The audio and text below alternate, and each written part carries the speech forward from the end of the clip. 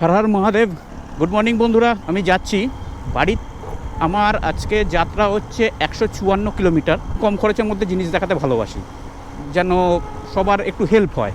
যদি কোনো ভুল ত্রুটি হয়ে থাকে তো সেটা অবশ্যই কমেন্টে আমাকে জানিও। গাড়িতে মোবিলটা চেঞ্জ করার দরকার ছিল। আমি যে রাস্তাটায় যাব সেই রাস্তাটাই গুগল মেন দেখাচ্ছিল। এই হচ্ছে এক রাস্তা। তোমরা ভাবছো আমি আবার এটা কোথায় চলে আসলাম, তাই না? আমি নিয়ে যাই সেটআপটা এরকমভাবেই করি। আর এই হচ্ছে মোবিল। বলছি স্পার্ক প্লাগ চেঞ্জ করা যাবে? দেখা হচ্ছে একদম সোজা হাইওয়েতে গিয়ে।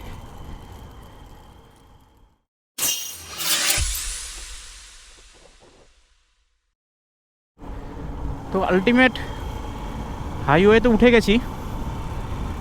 তো এখান থেকে চলে যাব হচ্ছে দিল্লি রোড ধরবো, মানে দিল্লির দিকে যে রাস্তাটা যাচ্ছে ওই রাস্তাটা ধরবো।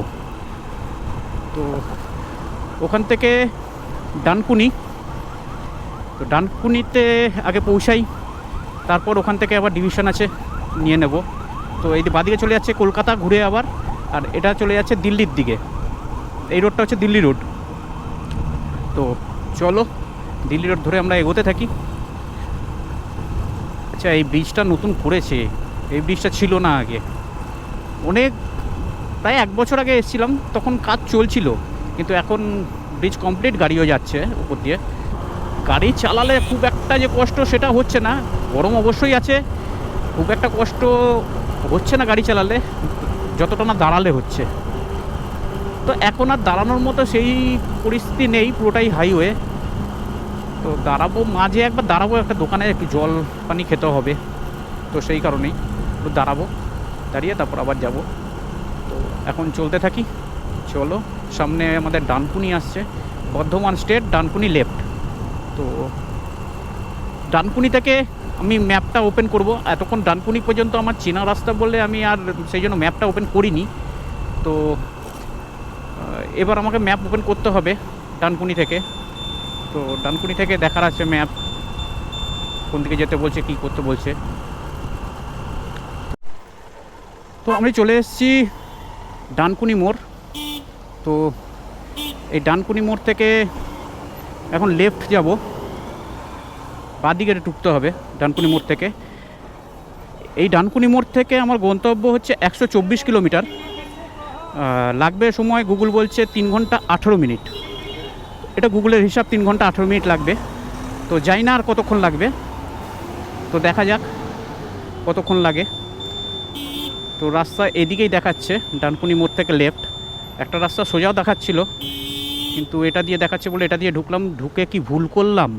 ঢুকে তো ভুল করলাম মনে হচ্ছে, যা জ্যাম দেখতে পাচ্ছি।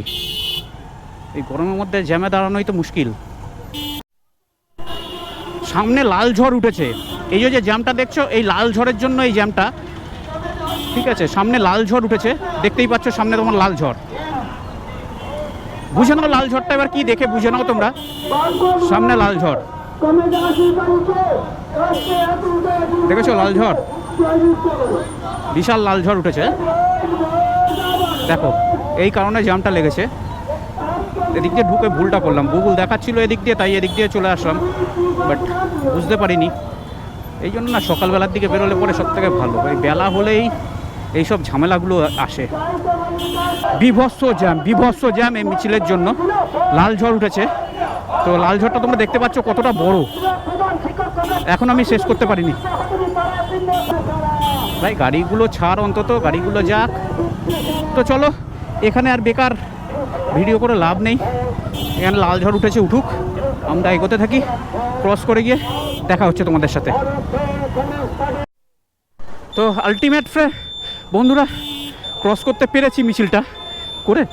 এবার দেখাচ্ছে রাইট সাইড ডানকুনি থেকে। তো রাইট সাইড নিয়ে নিয়েছি। এখান থেকে রাস্তাটা ফাঁকাই দেখাচ্ছে, ফাঁকাই আছে। ওহ বাবা রে বাবা, মিছিল টপকাতে গিয়ে মাথা খারাপ। 1 লিটার তেল পুড়ে গেছে মিছিল টপকাতে গিয়ে। উফ, হাত ব্যথা হয়ে গেছে ক্লাচ টেনে টেনে। তো যাই হোক, মিছিল শেষ, রাস্তা এবার ক্লিয়ারই দেখাচ্ছে। এগোতে থাকি, চলো দেখতে থাকো তোমরা, সাথে থাকো। তোমাদের বলেছিলাম বলবো আমি কোথায় যাচ্ছি, সেটা তোমাদের বলা হয়নি, আমি এখন বলছি। আমি যাচ্ছি আজকে বাঁকুড়া বিষ্ণুপুর ফরেস্ট। তো জায়গাটা খুব সুন্দর জায়গা, তোমাদের গিয়ে দেখাবো। বিষ্ণুপুর ফরেস্ট খুব ভালো জায়গা বাঁকুড়ায়, মানে এদিক দিয়ে তোমার আরামবাগ শেষ হচ্ছে, বাঁকুড়া শুরু হচ্ছে, তো সেই পজিশনে হচ্ছে তোমার বিষ্ণুপুর ফরেস্ট। তো সেখানেই যাচ্ছি, চলো এগোতে থাকি। এখনও সময় লাগবে হচ্ছে 3 ঘন্টা 10 মিনিট গুগল বলছে। আর কিলোমিটার হচ্ছে রোদ্দুরে দেখতেও পাচ্ছি না, 121 কিলোমিটার। 121 কিলোমিটার 3 ঘন্টা 9 মিনিট লাগবে গুগল বলছে। এখান থেকে আরামবাগ হচ্ছে 58 কিলোমিটার দেখাচ্ছে, কিন্তু এখানে আমি যাব বিষ্ণুপুর, তো দেখাচ্ছে 120 কিলোমিটার। জানি না কী দেখাচ্ছে, কী হিসাব বিষয় বৃত্তান্ত। আমি এখন আছি চণ্ডীতলা। আমি বললাম ডানকুনি থেকে আমি ঠিক অতটা সড়বড় নই, তো সেই জন্য আমি ম্যাপের ভরসাতেই যাচ্ছি। তো গুগল বাবা এদিক দিয়ে দেখালো, আমিও বাবা এদিক দিয়ে যাই। এখান থেকে Chapadanga 34 kilometre, Arambagh 54 kilometre, Tarakeswar 41 kilometre. তো আরামবাগ হচ্ছে 54 কিলোমিটার, এটা এই রাস্তা ধরে দেখাচ্ছে, কিন্তু আমরা আরামবাগ ছাড়িয়ে তারপরে যাব আর একটু, তো সেই কারণেই আমার কিলোমিটারটা বেশি আসছে। তো চলো এগোতে থাকি। রাস্তা খুব সুন্দর, খালি আমার ম্যাচেকার করে দিল এই মিছিলটার জন্য, নাহলে রাস্তা খুব ভালো রাস্তা। এটা কি এরকমই জ্যাম থাকে সব সময়? তো থাকে না, গাড়ি খারাপ হয়েছে?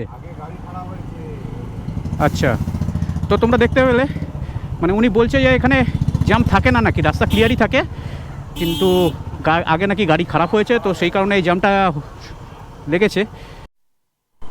তো আমি এখন আছি শিয়াখালা ক্রস করছি। তো শিয়াখালা থেকে আমার গন্তব্যের দূরত্ব হচ্ছে 106 কিলোমিটার, সময় লাগবে 2 ঘন্টা 39 মিনিট গুগল বলছে। 2 ঘন্টা 39 মিনিট, 106 কিলোমিটার। তো চলো এগোতে থাকি। তোমার মশাট বলে একটা জায়গা আছে, আগে ছেড়ে এসেছি ওই মশাট জায়গাটা, যেখানে আমি জ্যামটা দেখালাম, গাড়ি খারাপ হয়েছে, তো ওটা হচ্ছে মশাট। তো ওই এলাকাটার পর থেকে রাস্তাটা ঠিক এইরকম, দেখো তোমরা, দারুণ ভিউ, দারুণ।